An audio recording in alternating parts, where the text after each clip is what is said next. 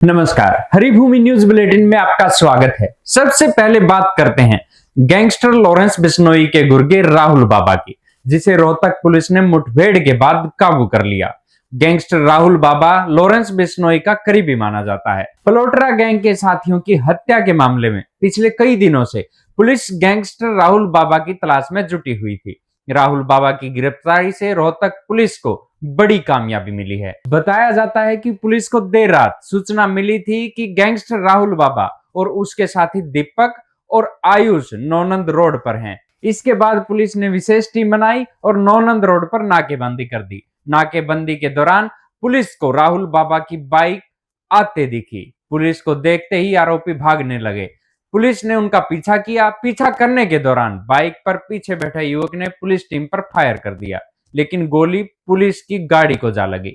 Police ने जवाबी कार्रवाई में फायरिंग कर दी। मुठभेड़ में तीनों को गोलियां लग गई। कुछ दूरी पर बाइक का संतुलन बिगड़ गया। आरोपियों ने भागने का प्रयास किया, लेकिन पुलिस ने सबको दबोच लिया।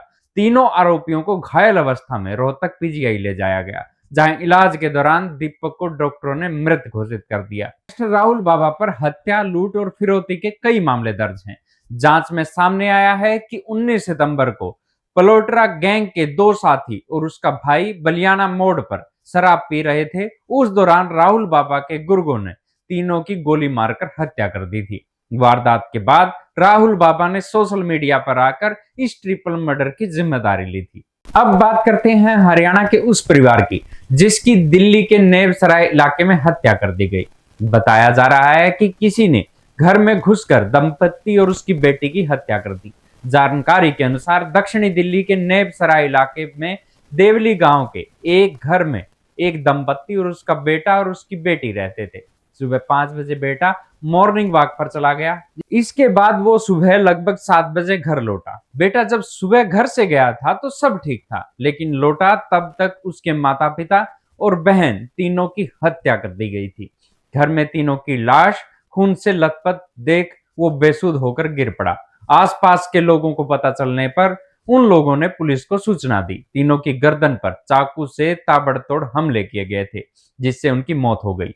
पुलिस शवों को कब्जे में लेकर मामले की जांच कर रही है। ये परिवार मूल रूप से हरियाणा का रहने वाला था, लेकिन कई सालों से दक्षिणी दिल्ली के नेवसराय इलाके में देवली गांव में रहता था। मरने वालों की पहचान 55 वर्षीय राजेश तंवर और 47 वर्षीय कोमल और 23 वर्षीय कविता के रूप में हुई है। अभी तक इस बात का पता नहीं चल पाया कि हत्याएं किसने और क्यों की है। पुलिस मामले की जांच कर रही है। ये खबर कैथल से आ रही है, जहां बाबा सिद्दीकी हत्याकांड के आरोपी गुरमेल सिंह को कैथल कोर्ट ने उम्र कैद की सजा सुनाई है। दरअसल ये सजा मई 2019 में हुए जघन्य हत्याकांड के मामले में सुनाई गई है। जिन 6 दोषियों को उम्र कैद की सजा सुनाई गई है, उनमें एक का नाम गुरमेल सिंह है, जिसका नाम बाबा सिद्दीकी हत्याकांड में शामिल है। घटना 31 मई 2019 की है। नरड गांव के राजकुमार ने पुलिस में शिकायत दर्ज करवाई थी कि उसका बेटा सुनील 11 रुद्री मंदिर के पास अपनी गाड़ी में जा रहा था।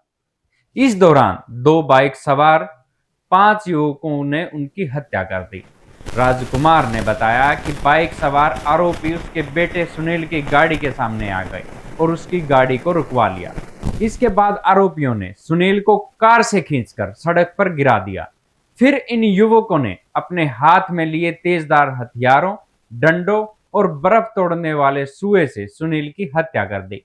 पुलिस ने इस हत्या के मामले में गहन जांच की और आरोपियों को गिरफ्तार कर लिया। इस केस में आरोपी थे गुरमेल, विक्की उर्फ सुल्तान, अशोक कुमार उर्फ शोकी, अंकित, संदीप और राजकुमार। अदालत ने मामले की सुनवाई के दौरान कुल 29 गवाहों की सुनी और दोषियों को सजा सुनाई। अदालत ने दोषियों को उम्र कैद की सजा के साथ जुर्माना भी लगाया है। जिन 6 आरोपियों को कैथल कोर्ट ने उम्र कैद की सजा सुनाई है, उनमें से एक का नाम गुरमेल सिंह है, जिसका नाम बाबा सिद्दीकी हत्याकांड में भी शामिल है। अब बात करते हैं पंजाब हरियाणा हाई कोर्ट की। हाई कोर्ट ने 2 आईएएस समेत 5 अधिकारियों का वेतन कुर्क करने का आदेश दिया है। इन अधिकारियों में माध्यमिक शिक्षा निदेशक, प्राथमिक शिक्षा निदेशक, व 3 अन्य अधिकारियों के नाम शामिल है।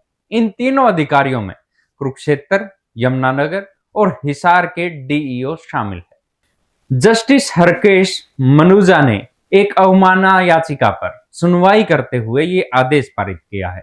इस मामले में याचिकाकर्ताओं ने शिक्षा विभाग में पदोन्नति के संबंध में निर्देश प्राप्त करने के लिए 2007 में हाई कोर्ट में याचिका दायर की थी। कोर्ट ने 2008 में उनकी याचिका स्वीकार करते हुए आदेश पारित किया था, लेकिन विभाग ने उन्हें आज तक पदोन्नति का लाभ नहीं दिया।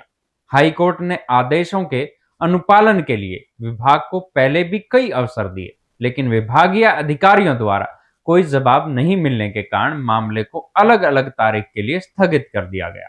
अब हाई कोर्ट ने 2 आईएएस समेत 5 अधिकारियों का वेतन कुर्क करने का आदेश दिया है। अंत में बात करते हैं पानीपत के इसराना क्षेत्र की।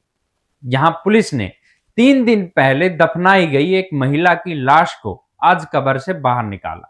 इस महिला की लाश 2 दिन पहले कब्र में दफनाई गई थी। महिला की लाश अधजली हालत में मिली थी, जिसे हादसा मानकर रीति रिवाज से दफना दिया गया था। घटना के 2 दिन बाद महिला की बेटी ने हत्या की आशंका जताई थी। महिला की बेटी की शिकायत के आधार पर पुलिस ने जांच शुरू कर दी है। इसराना के गांव पलड़ी में मजिस्ट्रेट की देखरेख में महिला के शव को कब्र से बाहर निकाला गया। महिला के शव को पोस्टमार्टम के लिए पानीपत सिविल अस्पताल भेजा गया है।